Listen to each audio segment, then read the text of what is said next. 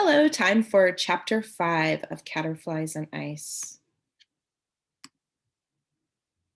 Chapter 5, Meet the Caterflies. I opened the barn door and smiled at the loud rumbles of happy caterflies purring. When I got to the desk, Sassafras hopped out of my backpack. The loud thump he made as he landed startled the caterflies. Their eyes got huge and they fluttered over with their 6 furry legs stretched out to hug Sassafras. "Oh, what is this?" both caterflies asked as they hovered around him. "This is my cat Sassafras," I replied proudly. Sassafras looked from me to the caterflies and back again and took a small step backward. I ruffled Sassafras's fur. "It's okay. These are the caterflies I was telling you about. They won't hurt you." One of the caterflies landed by Sassafras's front paw and leaned its little cheek against his fur and sighed, "You have brought us a cat."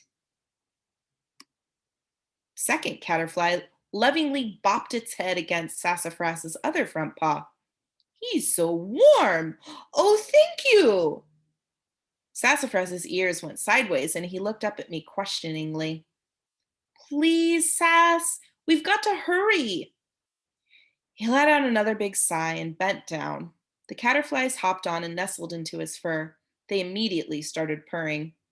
I clapped my hands in victory. This was so cute. It would make a great photo, but we were in too big of a hurry. I'd have to wait until later. Gently, I placed the fluffy heap of cat plus 2 caterflies into my backpack. How much time did I have left? I glanced at my watch. Only 15 minutes before Sassafras and I needed to go back home.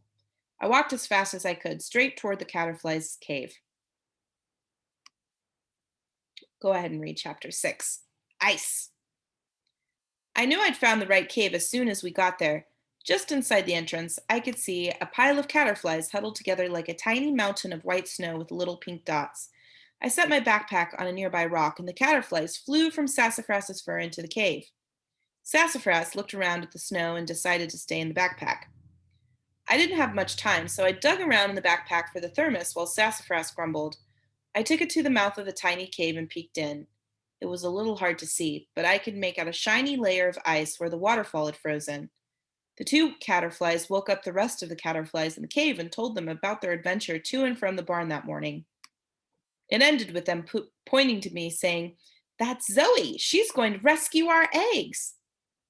Then the 2 caterflies continued, "Zoe has a cat, a real live cat. He's ever so warm. Come see."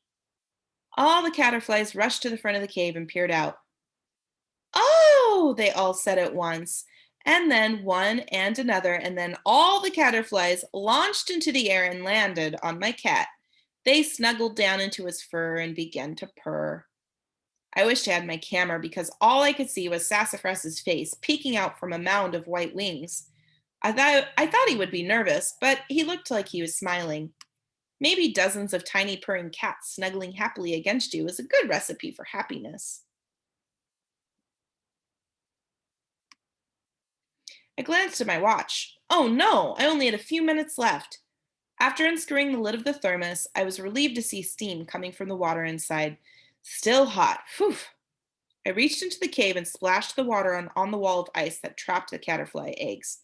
The ice made crackling noises and I could see some lines forming, but it wasn't enough. Good thing I'd also brought the salt. I wouldn't be able to come back until tomorrow, so I figured it was best just to use all of it now. It should definitely be enough to melt the ice. I pulled my glove off with my teeth and poured a ton of salt into my open hand. Then I rubbed the salt as best I could all over the ice. When I was done, the ice had a nice layer of salt on it. With my ear to the cave, I could hear more ice crackling, though it was a little hard to hear over all the purring going on behind me. I looked at my watch again and my heart jumped into my throat. We had to leave for home right now. "Caterflies, I'm sorry, but we really got to go. My dad will be worried, and if I'm home late. I think the ice should melt now with the salt on it. I'll be back tomorrow morning to check on you, and I'll bring my mom in case the ice doesn't melt."